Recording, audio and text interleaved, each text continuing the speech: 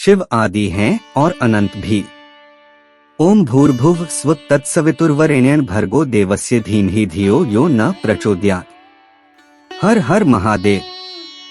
भगवान शिव के सच्चे भक्तों का हमारे चैनल में हार्दिक अभिनंदन है। भक्तों, सावन के इस पावन माह में हमें यह सौभाग्य मिला है कि हम आप तक अपार जगत कल्याणी महादेव की प्रिय गंगा माता की कथा पहुँचाएं। माता गंगा की महिमा का जितना बखान किया जाए उतना ही कम है। माँ गंगा निरंतर जन कल्याण करती आ रही हैं। गंगा माँ देवादि देव महादेव शिव जी के अति निकट हैं। महादेव की अपार कृपा से माँ गंगा का इस धरती पर अवतरण हुआ है। चलिए इस कथा के द्वारा जानते हैं माँ गंगा कहाँ से आई हैं। भक्तों, पवित्र महीने सावन में गंगा माँ का भगवान शिव की पूजा में विशेष महत्व है। गंगा जल के बिना भगवान भोलेनाथ की कोई भी पूजा सफल नहीं हो सकती। अपितु हमारे देश भारतवर्ष में हर देवी देवता की पूजा में गंगा जल अनिवार्य होता है। चाहे कोई हवन हो, गृह प्रवेश हो, शादी विवाह हो और मनुष्य की अंतिम यात्रा हो, हर जगह गंगा जल का बहुत ही विचित्र अर्थों में महत्वपूर्ण स्थान है। भक्तों, आपसे यह अनुरोध है कि इस पवित्र कथा को पूरा सुने, तभी आपको सावन महीने में भगवान भोलेनाथ से आशीर्वाद और कृपा प्राप्त होगी। इस कथा को सुनने मात्र से ही आपके धन के भंडार कभी खाली नहीं रहते, आपके भंडार भर जाते हैं। माँ गंगा की कृपा से जन्म जन्मांतर के पाप कट जाते हैं।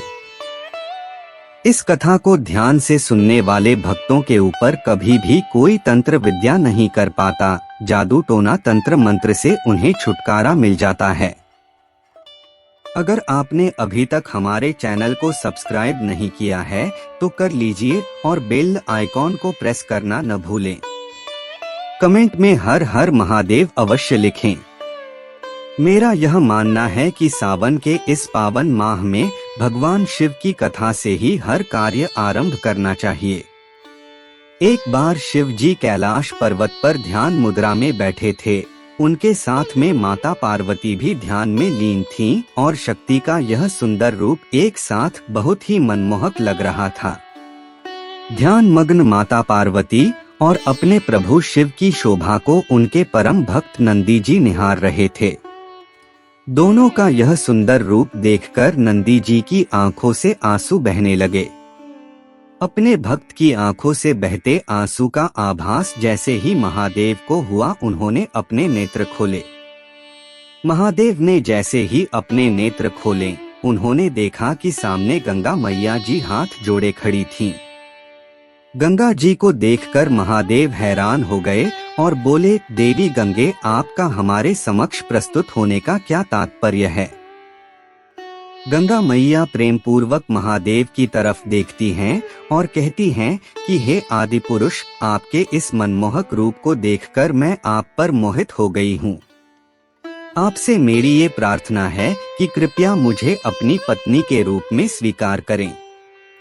माता पार्वती भी महादेव के समीप बैठी हुई थी। माता पार्वती ध्यान मग्न थी, पर जैसे ही माँ गंगा के मुख मंडल से निकले हुए स्वर माता पार्वती के कानों में पड़े, वे एकदम से हैरान रह गई। उनके नेत्र लाल हो गए और क्रोध से भरी हुई आवाज में बोली, देवी गंगा, आप अपनी सीमा को अन्यथा न लें। ये मत भूलिए कि महादेव हमारे पति हैं और हम स्वयं उनकी एकमात्र अर्धांगिनी हैं। माँ गंगा भी कहाँ पीछे रहने वाली थी। वह बोली, बहन शक्ति, भले ही तुम महादेव की अर्धांगिनी हो, पर फिर भी महादेव अपनी जटाओं में तो मुझे ही धारण करते हैं। मैं महादेव के समीप 24 घंटे रहती हूँ। मेरा स्पर्श महादेव के साथ हर समय है। जहाँ महादेव के साथ तुम नहीं जा सकती, तो मैं तो वहाँ पहुँची जाती हूँ। देवी गंगा की यह बात सुनकर माता पार्वती के क्रोध का ठिकाना ही ना रहा। उनका क्रोध से मुख भयंकर हो गया। देवी गंगा के वचन सुनकर माँ पार्वती ने उन्हें श्राप देते हुए कहा, तुमने मेरी बहन होने की सीमा पार कर दी है। मैं तुझे श्राप देती हूँ कि तुम्हारे अंदर मृत देह रहेगी। पूरे जगत के पाप धोते धोते तुम मैली हो जाओगी, तुम्हारा यह वेहम टूटेगा और तुम्हारा रंग काला हो जाएगा। माँ गंगा यह सुनते ही महादेव और माता पार्वती के चरणों में गिर गई। अपनी भूल का पश्चाताप माता पार्वती और महादेव से करने लगी और क्षमा याचना करने लगी। तब महादेव ने उनसे कहा कि हे गंगा, यह श्राप तो अब फलित होकर रहेगा, परंतु आपके पश्चाताप से प्रसन्न होकर हम आपके इस राह को मुक्त कर देते हैं। हे गंगे, आप जनमानस के पापों से दूषित होंगी, परंतु संतजन के स्नान से आपकी शुद्धि होगी। इस प्रकार भगवान शिव ने माता गंगा जी को प्रसन्न होकर आशीर्वाद दिया। इसके बाद से ही ये मान्यता है कि गंगा में स्नान से पाप धुल जाते हैं। तब से ही लोग गंगा में स्नान करने के लिए दूर दूर से आते हैं और भूल चूक में पापों से मुक्ति पाते हैं। यह सुनने के बाद माता गंगा आश्वस्त हो गई और वहां से चली जाती हैं। भक्तों, माँ गंगा का जल शिवजी के सिर पर चढ़ता है और सावन में भंडारी माता का पूजन किया जाता है। नवरात्रि के साथ साथ सावन में भी माँ गंगा का बहुत महत्व होता है, तो इसीलिए सावन के इस पावन माह में भगवान भोलेनाथ जी के साथ माँ गंगा का पूजन अवश्य करें, आपको मनवांछित फल की प्राप्ति होगी। उम्मीद है आपको यह कथा पसंद आई होगी। कथा पसंद आई है तो आप कमेंट में हर हर गंगे अवश्य लिखे, ओम नमः शिवाय लिखे। तो मिलते हैं नेक्स्ट वीडियो में, तब तक के लिए नमस्कार।